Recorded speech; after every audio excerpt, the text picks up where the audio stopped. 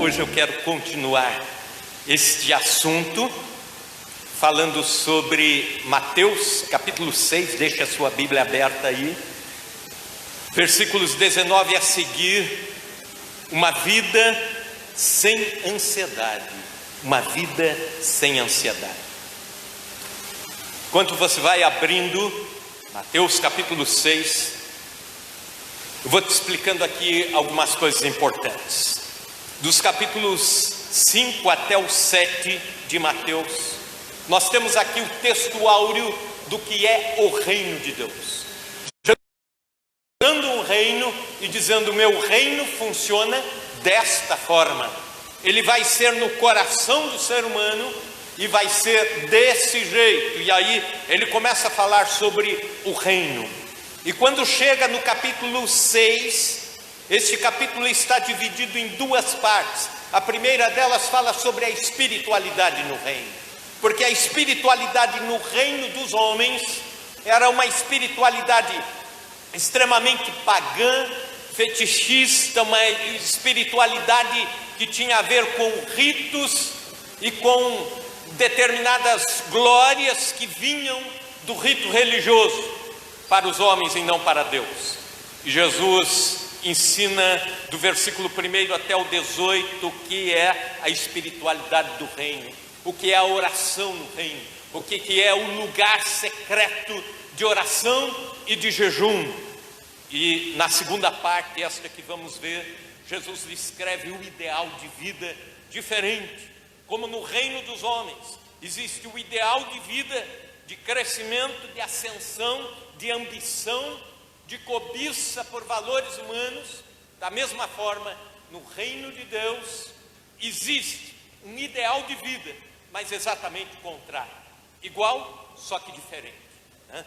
É isso mesmo. Então, leia comigo aqui os versículos 19 a seguir. Não acumuleis para vós outros tesouros sobre a terra, onde a traça e ferrugem corroem, onde os ladrões escavam e roubam, mas ajuntai para vós outros tesouros no céu, onde traça nem ferrugem corrói, onde ladrões não escavam nem roubam, porque onde está o teu tesouro, ali também estará o teu coração.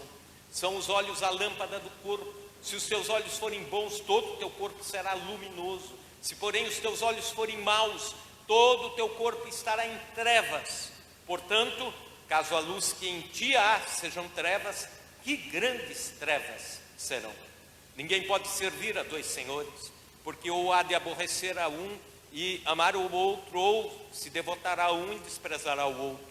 Não podeis servir a Deus e às riquezas. Por isso vos digo: não andeis ansiosos pela vossa vida, quanto o que haveis de comer ou de beber, nem pelo vosso corpo, nem o que haveis de vestir. Não é a vida mais do que o alimento e o corpo mais do que as vestes? Observai as aves do céu, não semeiam, não colhem, não ajuntam em celeiros, contudo vosso Pai Celeste as sustenta. Porventura não valeis vós mais do que as aves? Qual de vós, por ansioso que estiver, pode acrescentar um côvado ao curso da sua vida? Ou, por que andais ansiosos quanto ao vestuário? Considerai como crescem os lírios do campo, eles não trabalham nem fiam. Eu, contudo, vos afirmo que nem Salomão em toda a sua glória se vestiu como qualquer deles. Ora, se Deus veste assim a erva do campo que hoje existe e amanhã é lançada no fogo, quanto mais a vós outros, homens de pequena fé. Portanto, não vos inquieteis dizendo: que comeremos, o que beberemos, ou com que nos vestiremos? Porque os gentios ou os pagãos é que procuram todas estas coisas, pois vosso Pai Celeste sabe que necessitais de todas elas. Em outras palavras, Deus já sabe do que nós precisamos. Buscai, pois, em primeiro lugar o seu reino e a sua justiça, e todas estas coisas vos serão acrescentadas. Portanto, não vos inquieteis com o dia de amanhã, pois o amanhã trará os seus cuidados. Basta ao dia o seu próprio mal. A partir deste texto, nós vamos encontrar dois tesouros, um nos céus, um na terra, e fica a escolha, em qual deles nós vamos colocar o nosso tempo, a nossa nosso coração, nossa busca. Vamos ter duas condições, trevas ou luz. Qual é a sua condição? Dois senhores, Deus ou as riquezas? Qual é que eu e você estamos servindo desses senhores? Ou então duas preocupações, com esta vida ou com a vida eterna? Qual dessas duas preocupações tem tomado o seu coração? E nas entrelinhas dessas preocupações opostas, Jesus nos fala sobre 7 razões pelas quais nós não podemos andar ansiosos. A primeira dessas razões é: nós não podemos andar ansiosos porque os bens materiais são corruptíveis. Versículos 19 indo até o 21, Jesus diz que não devemos acumular tesouros na terra, porque a ferrugem vai corroer, porque a traça vai levar, porque são bens que um dia já não estarão nas nossas mãos. Os valores de Deus são eternos. Escute isso, repito, os valores de Deus são eternos. Vale a pena colocá-los como prioridade na sua vida. Os tesouros das pessoas mais ricas do século XVI, do século XVII, do século XVIII, sabe onde estão?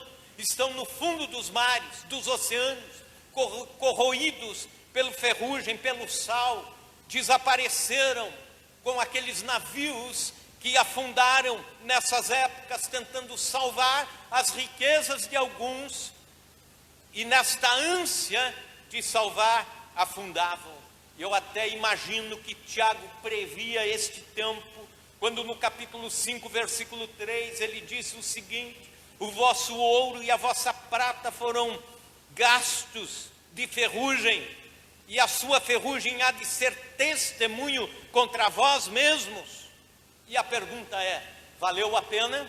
A pergunta é: valeu a pena a ansiedade, as guerras, as lutas? Porque todos eles passaram a ponto de perderem a vida para salvar os seus tesouros. Eu tenho dirigido muitos cultos fúnebres. Ainda nesta semana faleceu a irmã Abigail, que foi a última das pioneiras da implantação da IPI em Marília. A última das que implantaram a igreja naquele tempo, há 89 anos atrás. Veio a falecer e para mim até foi uma honra a família ter me convidado para pregar no funeral, com todos os cuidados inerentes desse tempo de saúde. Mas eu quero dizer que também tenho feito funerais de pessoas que não servem a Deus, de ricos, de pobres, e em nenhuma ocasião eu vi alguém levar para a eternidade, junto com o seu caixão, as suas contas bancárias, as suas escrituras de terra, as suas joias mais preciosas, as suas aplicações milionárias, porque quando chega nesse momento todos empatam, todos são a mesma coisa, estão no mesmo nível. Os bens materiais só têm um grande valor na nossa vida até este momento de fecharmos os olhos, eles são corruptíveis. Mas também, uma segunda razão para não andarmos ansiosos pelos bens materiais, é que a ansiedade desperta a cobiça. Veja comigo os versículos 22 e 23, são os olhos a lâmpada do corpo. Se os teus olhos forem bons, todo o teu corpo será luminoso. Se porém os teus olhos forem maus, todo o teu corpo estará em trevas. Portanto, caso a luz que em ti há sejam trevas, que grandes trevas serão. Jesus está falando aqui da cobiça. Aquilo que o homem vê pode lhe despertar a cobiça, e que desperta depois a ansiedade por ter aquilo que cobiçou. Ou ao contrário, a ansiedade do coração dita qual vai ser o seu olhar. Eu estava preparando esta mensagem, eu estava me lembrando de um fato na minha vida e tive que dar risada, né?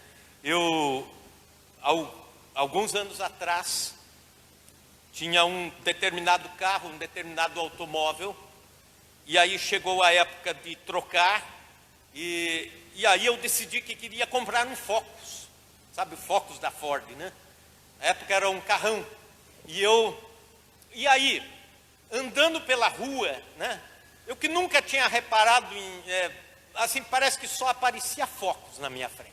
Eu dizia, ó, é daquele ali, daquela cor. Então, sabe, os olhos dizem o que está aqui, e isso vai corroendo, vai preocupando. A ansiedade leva o homem a buscar um pouco mais para garantir o amanhã. E aí ele só quer ver este um pouco mais. Seus olhos se enchem com isso. Há quem deixa a vida com Deus, há quem deixa a família para trabalhar incansavelmente. Talvez você já tenha visto aqueles viciados em trabalho, aqueles que trabalham dia e noite, porque a sua ambição está em ter, e depois que tem, quer ter um pouco mais, quer garantir o futuro. E quando garante o seu futuro, diz, agora eu tenho que garantir o futuro dos meus filhos. Quando garante o futuro dos filhos, diz, agora eu tenho que garantir o futuro dos netos. E vai assim. A palavra de Deus nos diz em Eclesiastes 5:10, quem ama o dinheiro jamais dele se farta. Escute isso, não é pecado você trabalhar e ter, não é pecado ter riquezas, não é pecado ter a ambição saudável pelo seu trabalho, por aquilo que satisfaz a você como profissional.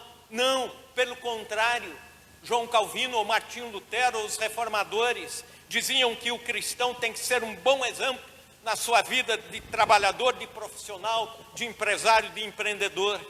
Mas o que a palavra de Deus nos alerta é justamente em colocarmos a ansiedade nisso. Eclesiastes 5:10, quem ama o dinheiro jamais dele se farta, e quem ama a abundância nunca terá farta a sua renda. Uma pesquisa mostrou que o maior índice de insatisfação com a vida, escute isso, o maior índice de insatisfação com a vida, o maior índice de descontentamento entre as populações do Brasil e do mundo estão nos bairros mais ricos do nosso planeta. Nos condomínios mais ricos existe o maior grau de insatisfação. Por quê? Quero mais. Ainda não está bom, eu preciso um pouco mais. Agora, eu já resolvi essa parte, mas agora eu preciso de um pouco mais. Um coração tomado pela cobiça fará com que seus olhos sejam também ligados a esse objeto da cobiça. Os olhos ficam cegos para os outros valores. E aí acontece o que Jesus está dizendo, quão grandes trevas serão essas trevas. Um coração tomado pela ambição do ter fará com que os olhos se encham cada vez mais pelo imediato, pelo palpável, pelo que está próximo, pelo que é material. E os olhos se apagam para os valores eternos. Quando falo sobre isso, lembro-me de um pregador que pregava no Canadá, numa igreja presbiteriana, uma igreja reformada, quando pela manhã ele pregou exatamente sobre este texto que estamos falando e pregando hoje. E havia um senhor muito rico na igreja, membro da igreja, dono de fazendas de trigo, hectares e mais hectares, milhares deles, toda a estrutura. E este pastor iria almoçar na sua casa logo após o culto, e assim foi. Enquanto a esposa preparava o almoço e tudo estava, ele chamou o pastor para dar uma volta com o carro e foram, não tinha limites a fazenda, assim era rodar e rodar, depois voltar, depois outra estrada e tudo a fazenda dele, até chegar nos determinados galpões onde ficavam os equipamentos, os celeiros, os silos. E então esse senhor perguntou ao pastor: reverendo, Me diga uma coisa, o Senhor, nesta manhã, quis dizer exatamente isso, que tudo isso aqui não é meu. E o pastor foi muito sábio na sua resposta. Ele disse assim: me faça esta mesma pergunta daqui 100 anos. Me faça esta mesma pergunta daqui 100 anos. São valores que vão estar nas mãos de outros, vão estar pulverizados por aí, mas os valores eternos não. Esses ficam para a eternidade. A palavra de Deus diz que o amor nós levamos até a vida eterna. Alguns dos valores ficam. Na vida eterna nós não precisaremos mais de fé, nós não precisaremos mais de esperança, porque tudo isso já estará cumprido. Mas a Bíblia diz que o amor permanece. Esse é um valor eterno. A vida com Deus, a comunhão com Deus, permanece pela eternidade. Terceira razão para não andarmos ansiosos é que os bens materiais podem levar à servidão. Veja comigo o versículo 24, ninguém pode servir a dois senhores, falando de servidão, falando de escravidão. E a palavra original que aparece aqui é escravidão. Ninguém pode ser escravo de dois senhores, porque ou há de aborrecer-se de um e amar o outro, ou se devotará, e aí entra a palavra religiosa, tornar-se devoto, ou desprezará um, ou devotará o outro. Não podeis servir a Deus e às riquezas. E mais uma vez a palavra aqui não é ter ou aquilo que é o saudável do seu trabalho, do seu dia a dia, mas é devotar-se e tornar-se servo daquilo que você tem, servo, escravo daquilo que você deveria dominar. Quando você anda ansioso pelo ter, começa a expressar ira, raiva, perturbações em função do ter. E aí é hora de colocar o pé no freio e repensar a vida. Os relacionamentos começam a perder o valor, ou então os amigos começam a perder o valor, ou então Deus vai ficando para o segundo plano ou terceiro plano, e a ansiedade pelo ter muda o comportamento. Isso é servidão. O Instituto Gallup diz que 56% dos divórcios no Brasil são causados por problemas financeiros. E a segunda maior causa de separações e divórcios no Brasil tem a ver com a administração financeira no lar. Brigam a ponto dos valores eternos serem chutados para fora, porque os valores daqui, do agora, do imediato, tomaram conta. E isso me lembra de uma conversa, e preste bem atenção para você pegar o fio da meada. Mineirinho, sabe? Mineirinho, calmo, tranquilo, chapéuzinho de palha, no final de semana, mordendo aquele palitinho assim na boca, né? Com a botina, sentado na beira do rio, pescando, radinho ouvindo música sertaneja do lado, os filhinhos brincando por ali, e ele encosta a sua charrete e fica ali pescando e desfrutando a vida, com saúde, com paz interior, sabendo que naquele final de semana, depois de sair dali, ele almoçaria com a família, depois iria para a igreja servir a Deus e estava ali tranquilinho. De repente, para muito próximo dali, vai passando um grande empresário e ele vê aquela cena e ele diz para o motorista: para quê? Para quê que eu quero conversar com aquele homem? E desceu o tal empresário, bem vestido, roupa de marca, 3 pontes de safena no coração. Os filhos não estavam ali brincando, mas os filhos dele assim, estavam tudo espalhados, 4 filhos, um de cada casamento, e o último filho não falava com ele mais há muitos anos, por causa de briga, por causa das empresas. E guarda-costas ali, arma assim na cintura, por baixo da jaqueta, porque não conseguia mais ter paz interior, tinha algumas pessoas o ameaçando. Mas ele chega ali e pergunta para o mineirinho: escuta, o que você está fazendo assim? Você parece que tem tanta paz. E ele disse: estou aqui pescando uns peixinhos. Mas por que você está pescando os peixinhos? Porque eu vou almoçar, chegar em casa, fritar, fazer, e a gente vai comer. Mas e depois? Depois a gente vai levando e esperando a vida, e tenho mais algumas coisinhas, fome eu não passo. Aí o cara disse para ele assim: por que ao invés de você pegar uns peixinhos, você não pega bastante? Para que pegar outros? Para você ganhar mais. Você vende os outros e ganha mais. Por que eu tenho que vender os outros? Porque você tem que ganhar dinheiro. Por que eu tenho que ganhar dinheiro? Para você comprar um equipamento melhor de pesca. Olha a tua varinha aqui. Você precisa de molinete. Você precisa pôr os meninos para pescar. Mas por quê? Porque daí você ganha mais, pesca mais, vende mais, até comprar uma lancha. E aí, o que eu vou fazer com a lancha, doutor? Daí você coloca a lancha para pescar lá no meio e ganha mais, e consegue pegar mais. E o que eu vou fazer com o mais? Vender e comprar uma frota de lanchas. E o que eu vou fazer com uma frota de lanchas, doutor? Aí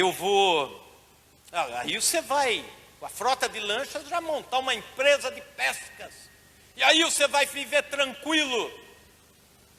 Mas doutor, e aí depois da frota, depois da empresa de pescas, viver tranquilo, o que é para o senhor viver tranquilo?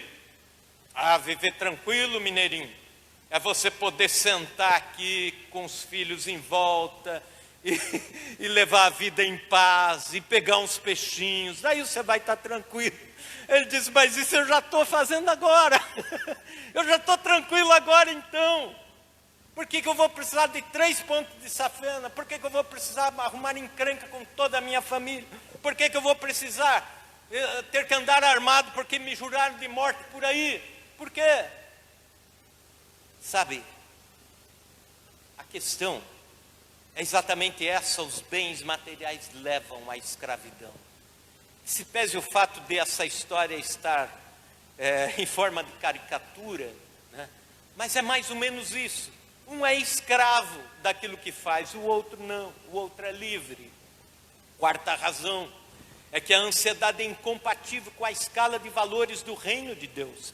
Veja versículos 25 e 26. Por isso vos digo, não andeis ansiosos pela vossa vida, quanto ao que haveis de comer ou de beber, nem pelo vosso corpo, quanto ao que haveis de vestir.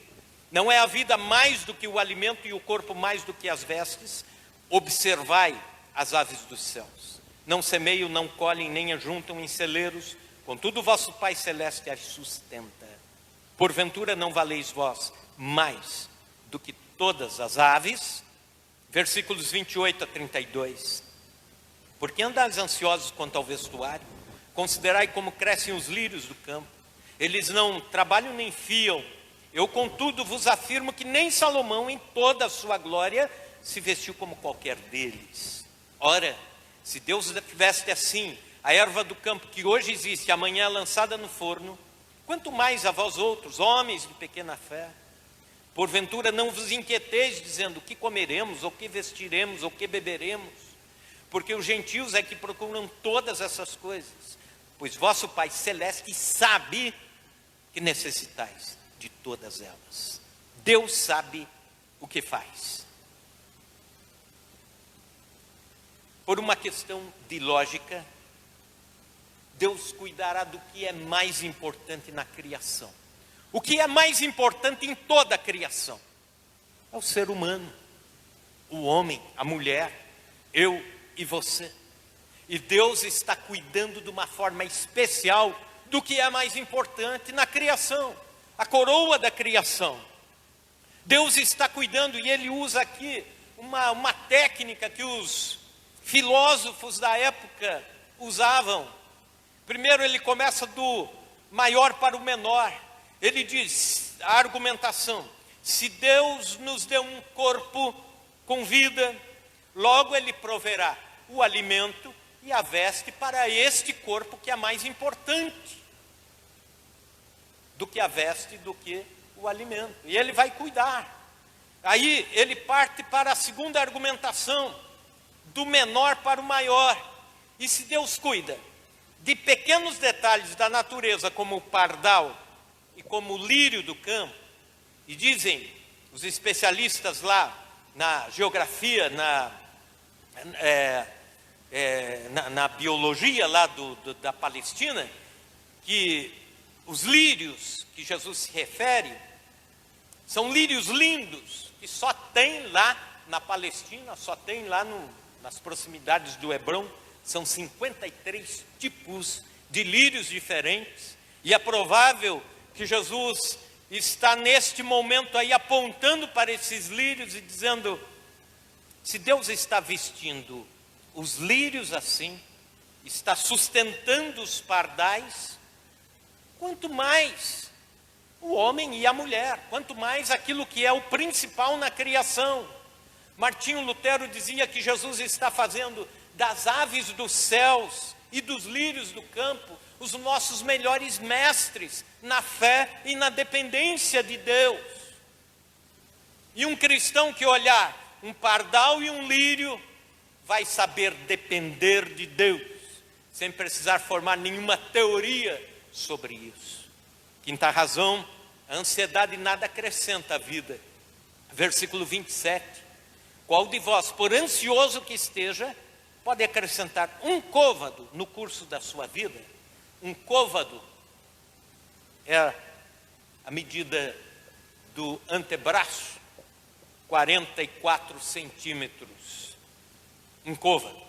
A ansiedade não acrescenta nada. 1 centímetro a mais, quanto menos um côvado a mais na vida de alguém. Pelo contrário, a ansiedade pelos bens podem encurtar a vida. Dizem que até os 40 anos de idade o homem sacrifica a sua saúde para ganhar dinheiro. Depois dos 40 anos, ele sacrifica o dinheiro que ganhou na primeira etapa da vida, nos próximos 40 anos, para cuidar da saúde que perdeu, para conseguir ter o dinheiro que tinha. E no final termina empatado. A ânsia de ganhar lhe tirou a vida. Muitas pessoas entram em colapso nervoso, ou deixam de dormir, ou contraem úlceras, ou se estressam, porque entregam-se à ansiedade pelo ter. A ansiedade é inimiga da fé. A fé é a dependência de Deus, como pardais e lírios. Sexta razão: por que não andar ansiosos? É porque a ansiedade é incompatível com a nossa escala de prioridades. Versículo 33. Este versículo eu quero que você marque. Se você ainda não marcou na sua Bíblia, marque com uma caneta, marque com uma caneta Lumicolor. Esse é um dos versículos que mantém toda a estrutura do reino de Deus. Buscai, pois, em primeiro lugar, o seu reino e a sua justiça, e todas essas coisas vos serão acrescentadas. Repita comigo em alto e bom som: buscai, pois, em primeiro lugar, o reino de Deus e a sua justiça, e as demais coisas vos serão acrescentadas. Quando Jesus é Senhor nas nossas vidas, todas as outras prioridades vão se colocar no seu devido lugar. Como uma pilha de toras, onde você vai empilhando as toras em forma de triângulo e forma aquela distribuição onde uma se apoia na outra, os devidos pontos de gravidade, e você pode fazer uma montanha de toras, aquilo não vai rodar. Agora, se você tira uma no meio ali, rapidamente, todas desmoronam. Você tirou o ponto central. Se você tira Jesus da sua vida, o resto desmorona. Ele tem que ser o centro nas suas prioridades. Ponto gravitacional para manter todas as outras prioridades. Quais são as prioridades de um cristão? Em primeiro lugar, Deus. Em segundo lugar, a família. Em terceiro lugar, o trabalho secular. Isso é instituição divina. Quarto lugar, o trabalho cristão. Quinto lugar, os relacionamentos, amizades e assim por diante. Todos os cuidados com a vida. Mas Deus em primeiro lugar. Buscai em primeiro lugar o reino de Deus e a sua justiça. Quando a ansiedade pelo ter toma conta das nossas vidas e as prioridades se invertem, esta pilha de toras desmorona e pode até machucar quem está por perto. Muitos um dia viveram para Deus, hoje vivem para si. As prioridades foram invertidas. Alguns viveram para Deus, hoje vivem para o dinheiro, as prioridades foram invertidas. Alguns viviam para Deus, para o reino de Deus, para a obra de Deus, hoje vivem para o seu próprio conforto. As prioridades foram invertidas. Viveram para o urgente, mas deixaram o importante. O mais importante é o reino de Deus. Sempre o mais importante. Essa escala de valores que nós não podemos deixar entrar em colapso. Sétima e última razão, a ansiedade é inimiga da fé. Versículo 34. Portanto, não vos inquieteis com o dia de amanhã, pois o amanhã trará os seus cuidados. Basta ao dia o seu próprio mal. Ora, se a fé é a esperança daquilo que não vemos, mas aguardamos, a ansiedade é exatamente o contrário. É insegurança por aquilo que não vemos, mas aguardamos, mas com um aguardar pessimista. É exatamente o contrário da fé. E é por isso que a gente costuma dizer aqui, vez ou outra, que ansiedade e fé não podem ocupar o mesmo espaço ao mesmo tempo. Se você está com o coração cheio de ansiedade, a fé só vai entrar se você se esvaziar da ansiedade e confiar em Deus. Se você está com o coração cheio de fé, a ansiedade não vai entrar. Nós temos tido testemunhos aí do que Deus tem feito nesse período de pandemia. Irmãos que estão confiando em Deus, estão cuidando do Senhor, e temos irmãos aqui presentes que podem dizer, esses dias atrás, um irmão falou, olha, era totalmente inviável eu conseguir um trabalho nesse tempo, um emprego, mas estava orando por isso e Deus deu. E hoje estou trabalhando, ele diz. Outro disse, era totalmente, o ramo que eu trabalho estava em colapso, de forma que eu já estava prevendo o pior, ele dizia. E Deus foi entrando com algumas providências, que eu vi muito claramente que era a mão de Deus trabalhando. Mas essa é uma questão, você está cheio de fé ou cheio de ansiedade? Ansiedade é inimiga da fé. Além de nós pecarmos contra Deus, duvidando dos cuidados de Deus, nós pecamos contra nós mesmos, contra o nosso corpo e a nossa mente, quando estamos cheios de ansiedade. Um médico que também era capelão das forças americanas lá na Guerra do Golfo, fez uma pesquisa com 5.000 militares e ele chegou à seguinte conclusão. Veja bem, ele disse o seguinte, que observou que seus pacientes estavam mais ou menos nessa conta. Veja bem, 40% deles preocupados com coisas que pensavam que iam acontecer, mas que nunca aconteceram durante a guerra. Outros 30% estavam ansiosos e preocupados com coisas acontecidas no passado e que não estavam resolvidas ainda nas suas mentes. 12% tinham medo de perder a saúde, embora tivessem uma excelente saúde, e saíram muito bem no final da guerra, sem problema algum. Outros 18% tinham outras preocupações diversas, que não tinham nada a ver com aquilo que realmente poderia talvez lhes preocupar. Um famoso humorista americano do século XIX saiu com uma declaração que acabou virando meme da época. Ele diz: eu sou velho e vi muitos problemas, mas a maioria desses problemas que eu vi jamais aconteceu. Sabe, muitos começam o mês ansiosos. O que vai ser o mês? Comece o mês com fé. Começa uma semana tremendo, comece a semana com fé. Começam o ano sem saber como vai, comece com fé. Sendo está na dependência de Deus, eu estou fazendo, estou orando, estou trabalhando, estou buscando, estou colocando minha vida diante de Deus, meu trabalho, minha profissão, estou fazendo melhor, estou fazendo cursos de aprendizado aqui, estou me preparando para investimentos melhores lá, mas estou acima de tudo confiando em Deus. Essa é a postura de um cristão. George Miller, que viveu até o ano de 1896, foi considerado o príncipe dos intercessores. Conta-se que ninguém tinha um espírito de intercessão maior e mais contundente do que George Miller.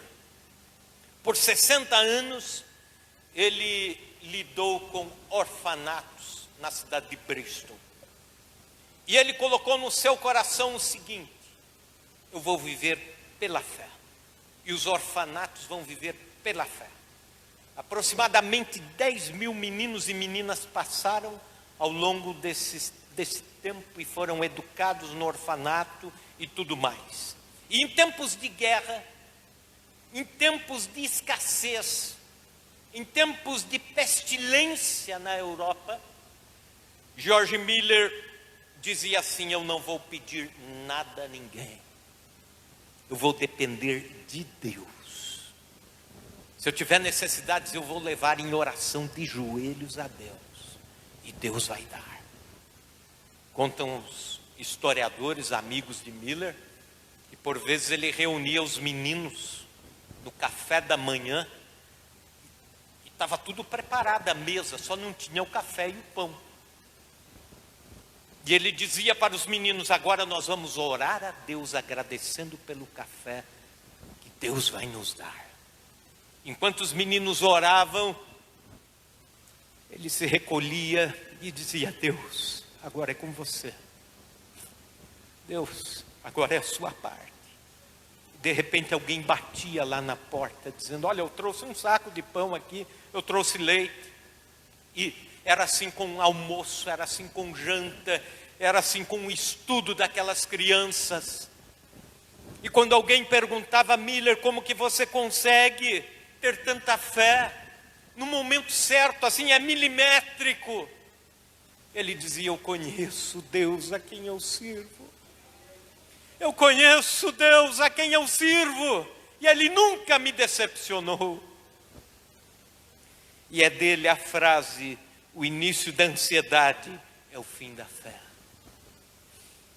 Mas o começo da fé é o fim da ansiedade. Aleluia. Jesus nos apresenta razões para não andarmos ansiosos.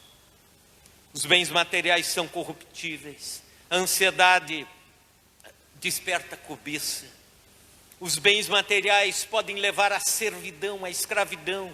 A ansiedade é incompatível com a escala de valores de Deus. A ansiedade nada acrescenta à vida. A ansiedade é incompatível com a nossa escala de prioridades. A ansiedade é inimiga da fé. E aí você me pergunta: pastor, e se eu já estou ansioso, o que eu tenho que fazer? Preste bem atenção. 1 Pedro 5,7: lançando sobre ele toda a vossa ansiedade, e ele tem cuidado de vós. Hoje não é o dia de sofrer pelo amanhã. Segundo, trabalhe muito, mas confie muito. Faça esse propósito de dizer: eu vou fazer a minha parte com todo o zelo. Vou ser o melhor funcionário dessa empresa, vou ser o melhor empreendedor, mas vou confiar em Deus. E se alguém perguntar: é esperteza? Não, não é esperteza nem inteligência, Isso é Deus que está fazendo, é Deus que está agindo. Terceiro, aquiete seu coração diante de Deus. Salmo 46, 10. Aquietai-vos e sabei que eu sou o Senhor. Aleluia. Vamos ficar em pé. Conta-se que durante a Segunda Guerra Mundial, uma viúva italiana ficou sem dinheiro. E ela não conseguia mais pagar o seu aluguel, não conseguia mais morar. Orou, clamou, jejuou, buscou a Deus de joelhos. Na última semana que estava para ser despejada, ela orava a Deus de madrugada. E chegou o dia de resolver o aluguel. E o socorro que ela imaginava que viria não veio. Ela teve que sair daquela cidade, ela teve que ir a pé para uma cidade vizinha onde tinha alguns parentes que moravam. E nessa distância a pé ela foi discutindo com Deus no seu interior e brigando, dizendo: o Senhor me decepcionou, tanto que eu clamei, tanto que eu orei. Quando ela chegou na cidade vizinha,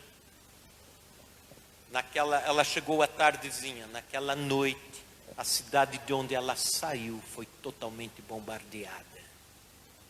Se ela estivesse lá, ela teria morrido. Deus sabe o que está fazendo. Deposite a sua fé diante dele. Vamos orar. Senhor Deus, nós colocamos diante de ti as nossas vidas e as nossas ansiedades. Não queremos, ó Deus, sofrer com o coração tomado de preocupação, de angústia, de aflição pelo amanhã, sabendo que o amanhã está nas tuas mãos, sabendo que tudo vem do Senhor, provém do Senhor. Obrigado por esta fé que o Senhor nos dá. Obrigado pelo teu cuidado para com os teus filhos e filhas.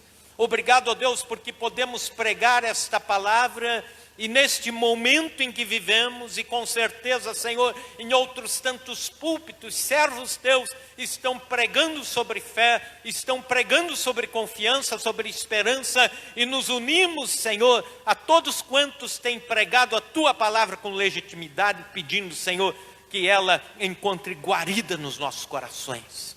Aqueles que estão, ó Deus, ouvindo, assistindo o culto pelo celular, nas redes sociais, Senhor, que ali sejam tocados, ministrados, abençoados por ti, que de uma forma especial a tua glória se faça presente, Senhor, e que vejamos o agir do Senhor, e pedimos, ó Deus, esvazia-nos da ansiedade, em